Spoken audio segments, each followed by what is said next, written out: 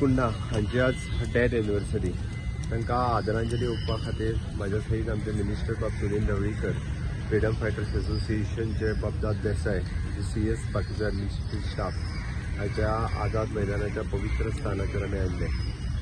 The Goan father of nation अशी TB कुंडाची उपाधी सद्या वेळार तांकां दिली. गोंयच्या फ्रीडम स्ट्रगल मोमेंटांतलें तांचें योगदान हें कोणूच विसरपाक शकना.